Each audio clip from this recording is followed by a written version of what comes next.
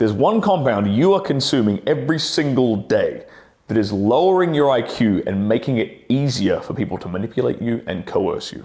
Today, we're going to go over the evils of fluoride and why you should be removing it from your drinking water. My name is Stirling Cooper. I am the world's best sex coach for men, and I'm here to help you optimize your health and live life on your own terms. So most people will be aware that fluoride is put into our municipal water supply. Now, the reason we're told that that is done is because fluoride helps give you strong teeth and bones. Now, when did this start happening? Why did they start doing this? And why has no one ever questioned it? So the impact of fluoride on human teeth was kind of first discovered around 1909. And then some further studies kicked on over the years, and they started to find a link between high fluoride levels and modeled enamel. In 1931, Dr. Trenley Dean, head of dental hygiene unit at National Institute of Health, began investigating the epidemiology of fluorosis. After a decade of study, Dean and his team found that water containing fluoride at a concentration of 1.0 parts per million appeared to offer some caries protection when minimizing the extent of dental fluorosis. The United States, leading the way in instituting artificial water fluoridation, led to its exception by the World Health Organization as an effective oral health intervention. And at least 30 nations instituted artificial water fluoridation processes. So, does fluoride help government organizations control us more easily? That might sound a bit tinfoil hat and conspiracy, but there's actually some data to back this up. In a review of the literature commissioned by the US Environmental Protection Agency, fluoride has been listed among about 100 chemicals from which there is substantial evidence of developmental neurotoxicity. Fun fact, children actually absorb fluoride faster than adults do, as their teeth and bones are rapidly forming. Animal experiments have shown that fluoride accumulates in the brain and alters mental behavior in a manner consistent with a neurotoxic agent. In total, there have been over 100 animal experiments showing that fluoride can damage the brain and impact learning and behavior.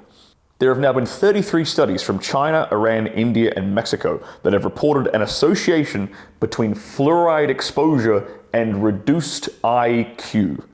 They're making you dumber. In one study, each part per million increase in fluoride in urine was associated with a loss of 0.59 IQ points.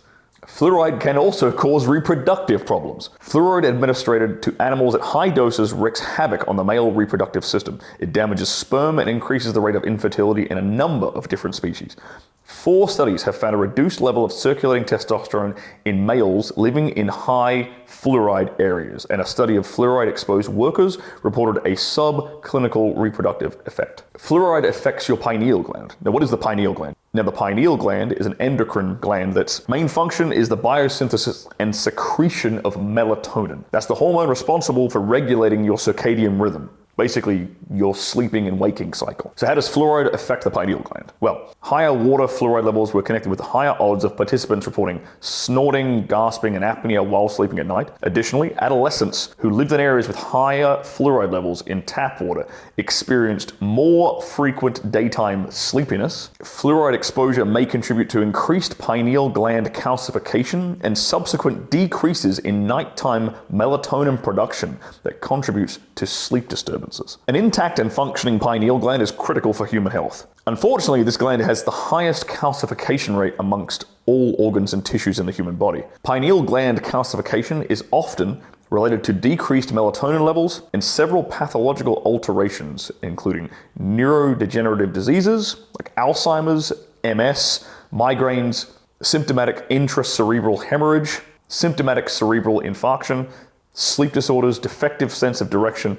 Animal studies have also shown that fluoride leads to an earlier onset of puberty. One of the earliest fluoride trials in the US actually reported that on average, young girls in the community with fluoride in their water reached menstruation 5 months earlier than girls in the non-fluoridated community. So how do you prevent all this? Well, one of the first things you can do is to stop drinking tap water with fluoride in it. So basically, get a really good reverse osmosis water filter on your kitchen sink.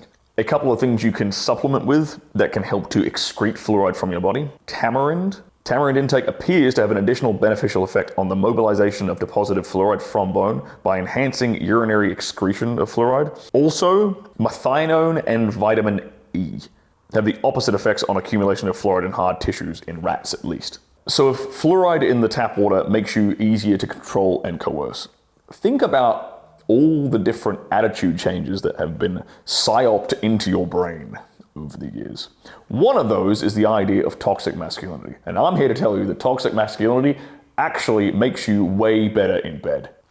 Find out all about that right over here.